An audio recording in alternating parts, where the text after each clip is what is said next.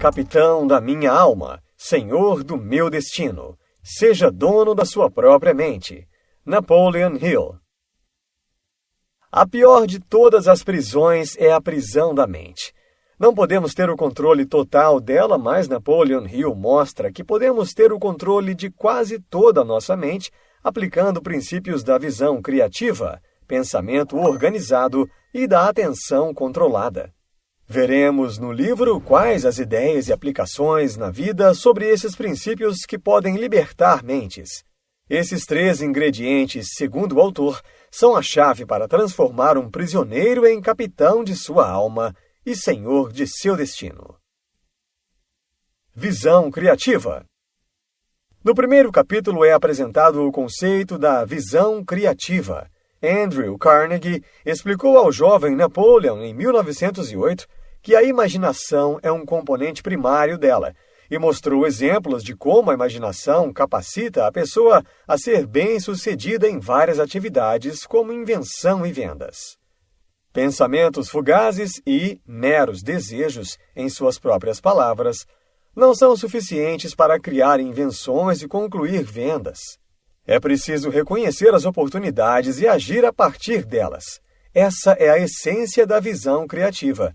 Carnegie cobriu tão completamente o assunto da visão criativa que, segundo Hill, uma análise do assunto pós-Carnegie parece desnecessária. Porém, resumir brevemente os destaques de sua análise é importante. 1. Ele enfatizou claramente a diferença entre imaginação e visão criativa, demonstrando que uma lida em grande medida com circunstâncias localizadas, enquanto a outra contempla cada fator que diz respeito a um indivíduo em seu relacionamento com outros.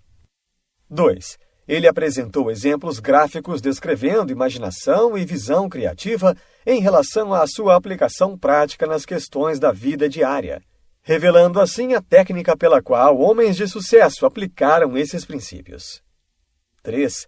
Ele enfatizou a importância dos motivos básicos como fonte de toda a iniciativa pessoal e também fonte de estimulação de imaginação e visão criativa. 4. Ele citou especificamente as 10 principais características de homens que entendem e aplicam o princípio da visão criativa. 5. Ele chamou atenção para o fato de a visão criativa ter sido responsável por todo o progresso humano, em todas as eras e países. 6. Ele chamou a atenção muitas vezes para a futilidade da prática comum de tentar obter alguma coisa em troca de nada. 7. Ele fez uma análise do futuro da América com base na tendência comum de exigir alguma coisa em troca de nada, que deveria ser gravada na mente de cada cidadão desse país, e deve ser estudada por todos que esperam adquirir riquezas no futuro. 8. Ele chamou a atenção para a importância de adquirir a capacidade de reconhecer e agarrar oportunidades favoráveis à autopromoção, e mencionou de maneira significativa que só aqueles que desenvolvem essa habilidade podem ter esperança de alcançar sucesso digno de nota em qualquer vocação. 9. Ele deu uma boa descrição do procedimento que se deve seguir em relação à transição da pobreza à riqueza. 10. Ele enfatizou as necessidades de fazer o esforço extra e mencionou com propriedade o fato de nunca ter conhecido ninguém que tenha se colocado acima da mediocridade sem seguir esse hábito. 11. Ele descreveu relacionamentos humanos como a coisa mais importante a ser considerada por aqueles que almejam sucesso digno de nota em qualquer vocação. 12.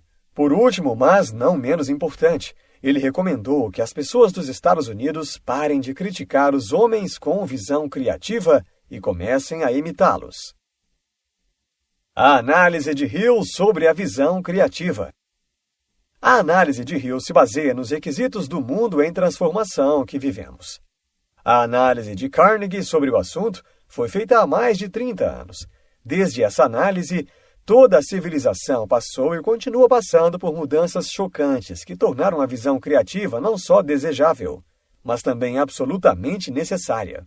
Na interpretação da natureza das mudanças que acontecem hoje nos Estados Unidos, existe um perigo ameaçando cada cidadão americano, um perigo que se sobrepõe a todos os outros. é a tendência crescente a ficar desprovido sem protestar, enquanto, um a um, todos os direitos da livre iniciativa são, sob outro pretexto, removidos. Como Carnegie mencionou de maneira tão apropriada e Hill reproduziu em seu livro, é que o maior de todos os privilégios desfrutados pelo povo americano é o direito de exercer a iniciativa pessoal sem ser incomodado. Ele chamou a atenção muitas vezes para o fato de que essa é a base de todas as realizações. Da riqueza da própria carreira, ele extraiu imagens e mais imagens de circunstâncias pelas quais muitos homens alcançaram o sucesso agindo por iniciativa própria.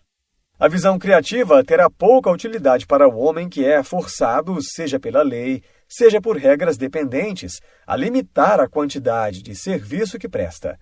Sabe-se, desde os primórdios da civilização, que o serviço que um homem presta é causa e efeito do pagamento que ele recebe, e que o pagamento é medido em próxima relação à qualidade e quantidade do serviço.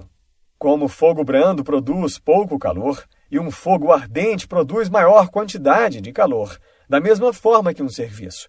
Não há como fugir dessa conclusão. Há muito tempo, um grande filósofo disse: o maior mal de toda a gente é se recusar a encarar os fatos. Chegou o tempo em que todos precisam encarar os fatos e reconhecê-los pelo que são. Os Estados Unidos ainda são a terra dos bens e da oportunidade. Ainda existe nesse país o direito de se escolher as ocupações, embora alguns tenham sido privados do privilégio de tirar proveito máximo desse direito. Ainda se tem o direito de votar e eleger para os cargos públicos os homens com a escolha da população, embora tenham abusado tanto desse privilégio com falhas ao votar, que também ele perdeu muitos de seus benefícios. O povo ainda pode frequentar a igreja que quiser e adorar de acordo com os preceitos de suas crenças, mas com a indiferença das pessoas aos benefícios da igreja, foi lançado um forte e definitivo declínio de sua influência. Ainda existem homens com visão criativa, como os líderes da indústria americana, a espinha dorsal de todo o sistema econômico, mas estão demonstrando ingratidão, recompensando-os com adjetivos e ofensas. Ainda existe todo o capital de giro necessário para operar as vastas indústrias da América, mas demonstra-se tamanha hostilidade àqueles que arriscam seu capital que eles se tornaram acanhados e desconfiados a ponto de se recusarem a investir o seu dinheiro. Certamente, esse tipo de indiferença não estimula o desenvolvimento da visão criativa que esse país precisa ter para seguir sendo a nação mais rica e mais livre. Esses são apenas alguns dos males que assolam os homens. É importante encarar os fatos e mudar de direção antes de perder os privilégios de que se orgulha há tanto tempo. Como mencionou de maneira tão apropriada Carnegie, toda iniciativa pessoal se baseia em causas. Pensamento organizado. Este capítulo discute a importância do princípio do pensamento organizado. Por meio do uso de 3 gráficos, Hill explica como se pode atingir e usar o pensamento organizado para controlar com sucesso o próprio destino. Eles comprovam que o pensamento organizado, a força de vontade e a autodisciplina interagem com as faculdades mentais, os 5 sentidos, os motivos básicos do homem e outros princípios de sucesso para produzir resultados. Pensamentos sem ação são ineficientes. Hill explica como raciocínio indutivo e dedutivo e hereditariedade social contribuem para o desenvolvimento do pensamento organizado. Ressalta a importância de hábitos, bons e maus, para influenciar a capacidade do indivíduo de atingir o pensamento organizado. Pensamentos são coisas, disse um grande filósofo, e é significativo que o pensamento seja uma das poucas coisas que um indivíduo pode controlar completamente. O pensamento magnetiza todo o corpo físico do indivíduo e atrai para ele coisas externas, físicas, que se harmonizam com ele. O principal propósito é mostrar como o poder do pensamento pode ser organizado e dirigido para fins definidos. A memória, os 5 sentidos e as emoções precisam de autodisciplina constante, de atenção altamente organizada para serem controlados. Esse controle é obtido pelo exercício da força de vontade, por meio da introdução de hábitos voluntários. Alguns fatos conhecidos relativos à natureza do pensamento. 1. Todo pensamento, seja positivo, negativo, bom ou mau, preciso ou impreciso, tende a vestir-se de seu equivalente físico e funciona inspirando o indivíduo com ideias, planos e meios para atingir fins desejados, por meio natural e perfeitamente lógico. Depois de pensar sobre determinado assunto, ele se torna um hábito e esse pensamento é tomado pela mente subconsciente e serve automaticamente de base para a ação pelo meio mais disponível. Tudo é ferramenta de pensamento. 2. Por meio da aplicação de autodisciplina, o pensamento pode ser influenciado, controlado e dirigido por variação em direção a um fim desejado, pelo desenvolvimento de hábitos voluntários. 3. O poder do pensamento, com a ajuda da mente subconsciente, tem controle sobre cada célula do corpo, incentiva as células em reparação, estimula seu crescimento, influencia todos os órgãos do corpo e ajuda a funcionar de forma organizada e auxilia no combate às doenças, por meio do que é chamado de resistência do corpo. 4. Todas as realizações do homem começam na forma de pensamento organizado em planos, metas e objetivos, e expresso em termos de ação. Toda ação é estimulada por um ou mais motivos básicos. 5. Há duas seções da mente que lidam com o pensamento, a consciente e a subconsciente. A seção consciente, que opera por meio dos 5 departamentos da mente, está sob o controle do homem. A seção subconsciente está sob o controle da inteligência infinita. O sexto sentido está sob o controle da seção subconsciente da mente e funciona automaticamente. 6. Tanto a seção subconsciente quanto a consciente da mente funcionam em resposta a hábitos, ajustando-se a quaisquer hábitos que o indivíduo possa formar, sejam voluntários, sejam involuntários. Quando os hábitos são formados, a mente passa a executá-los automaticamente, a menos que sejam modificados por hábitos diferentes e mais fortes. 7. A maioria de todos os pensamentos a partir dos quais a mente age não é necessariamente precisa, sendo baseada em opiniões pessoais e preconceito. Medo é o resultado da excitação emocional, tendo a faculdade da razão pouca oportunidade para modificá-los racionalmente. O primeiro passo do pensamento preciso é separar fatos de meras indicações ou evidências a partir de boatos. Já o segundo passo é separar fatos, depois de terem sido identificados, em duas classes, importantes e sem importância. Desejo, baseado em um motivo definido, é o início de toda a ação de pensamento voluntário associada à realização pessoal. A presença de um desejo intenso tende a estimular a faculdade da imaginação com o propósito de criar maneiras e meios de alcançar o objeto do desejo. As fontes conhecidas de estímulo de pensamento. A. Os 5 sentidos físicos, bem pouco confiáveis. B. O depósito da memória, também bem pouco confiável.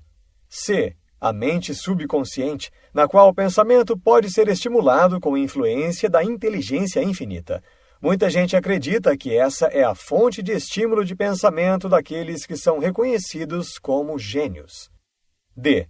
As emoções, o local de todos os desejos. Dessa fonte vem todo o estímulo de pensamento baseado nas emoções principais, e na medida em que esses sentimentos emocionais se expressam voluntariamente, é necessário obter controle sobre eles por meio da autodisciplina. E. Faculdade da vontade, o chefe de todos os outros departamentos da mente. Embora essa faculdade seja o chefe da mente, ela tem sido mencionada mais por ter sido a menos usada pela maioria das pessoas. Até onde se tem conhecimento, essas 5 são as únicas fontes de estímulo de pensamento. Requisitos básicos do sucesso. Todos os grandes líderes são capazes de acreditar. Há certos requisitos básicos de sucesso nos quais você precisa acreditar a fim de ser bem-sucedido. Alguns deles são: a crença na inteligência infinita, Deus, a crença em si mesmo, a crença nos associados que escolhe, a crença no certo sobre o que é errado, a crença nas leis e nos fatos comprovados da ciência e a crença no poder da mente para conectar-se com a inteligência infinita e tornar-se, portanto, irresistível.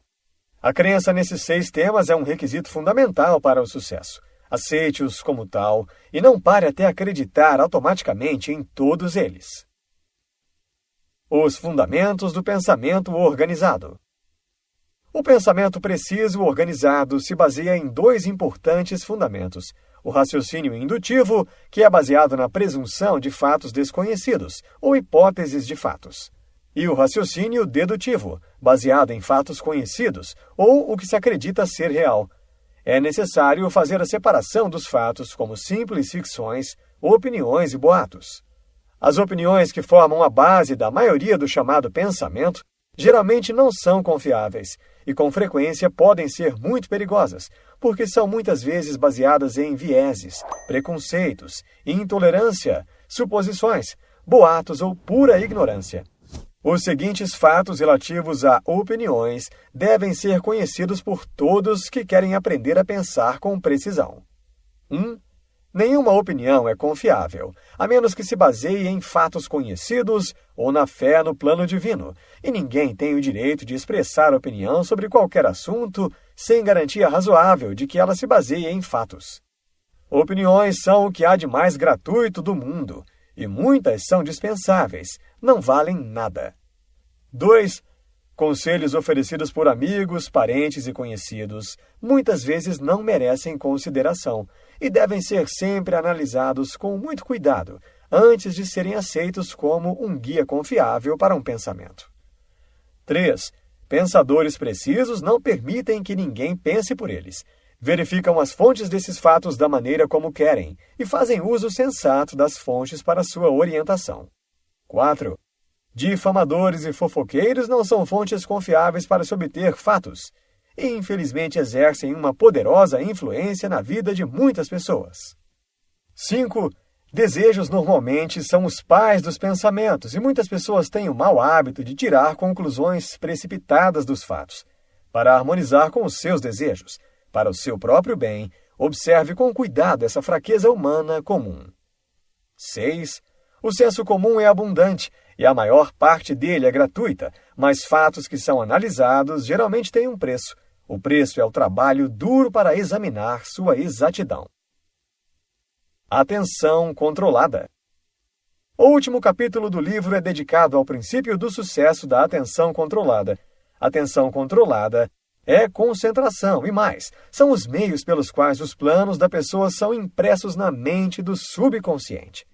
É o processo de controlar todas as atividades da mente e dirigi-las para um fim específico. Ela é essencial para a realização da visão criativa e do pensamento organizado. Hill explica como o uso de outros princípios de sucesso, como fazer o esforço extra, que pode intensificar a capacidade de desenvolver a atenção controlada e alimentar a confiança do indivíduo. A questão da atenção controlada é a base de muitas seitas e religiões, embora possa ser chamada por outros nomes. Ela tem sido uma arma importante dos líderes militares, e alguns nem sempre a usaram de maneira construtiva. A união de duas ou mais mentes trabalhando em perfeita harmonia pela realização de um objetivo definido tem o efeito de estimular a mente de cada uma delas. Esse resultado nós conhecemos, porque ele é um resultado que está surgindo nos laboratórios de pesquisa e nos conselhos do comércio e da indústria do mundo todo, quase como uma rotina diária. São vistas a todo momento evidências de que essa combinação de mentes dá aos homens visão, coragem, imaginação e iniciativa que eles não têm quando agem sozinhos e de maneira independente. Andrew Carnegie incluiu a atenção controlada como um dos princípios da realização individual, mas até o grande mestre do aço falhou ao associar esse princípio aos meios pelos quais a civilização pôde progredir. Carnegie viu nele um poder que é ajustado às necessidades do indivíduo na solução de problemas econômicos e pessoais de natureza material, mas não mencionou suas possibilidades. O mundo todo está em estado de desajuste. Os relacionamentos humanos foram perturbados neste e em todos os outros países, a ponto de representar um perigo que ameaça a civilização. Cabe a todos observar os métodos de qualquer indivíduo ou grupo que tenha encontrado um jeito de se relacionar com a vida de maneira harmoniosa. A atenção controlada possibilita esse tipo de análise. Permite que se penetre a superfície das coisas e pessoas e aprenda o que existe além da aparência. O mundo agora precisa desse tipo de análise. Muitos são propensos a enxergar a aparência e os aspectos materiais de coisas e pessoas, ignorando a realidade que existe além da superfície. E esse hábito trágico levou o mundo todo à beira da falência espiritual. Mas as condições alteradas do mundo desde os tempos de Carnegie levaram Hill a olhar para um mundo inteiramente novo, um mundo de riqueza espiritual. Hill se esforçou para mostrar que existe uma diferença entre atenção controlada e concentração comum de esforços. É bom garantir a compreensão da natureza e extensão dessa diferença. A palavra controle é a chave para a explicação da diferença. Atenção controlada significa o ato de coordenar todos os campos da mente e direcionar o seu poder combinado para um fim determinado. Esse ato requer autodisciplina da mais elevada ordem. Também requer o desenvolvimento de hábitos controlados. Na verdade, não se pode controlar a atenção sem o apoio de hábitos de pensamento bem desenvolvidos. Circunstâncias de aplicação sob a atenção controlada. A oração. Quando alguém ora, se entende o verdadeiro significado da oração em um estado mental livre de todo medo e dúvida. Deixa-se de lado a faculdade da razão, a faculdade da vontade e outras faculdades mentais, exceto as faculdades das emoções. Com a mente sob controle, ele concentra todas as suas emoções positivas, em especial a emoção da fé, sobre o objeto de sua oração.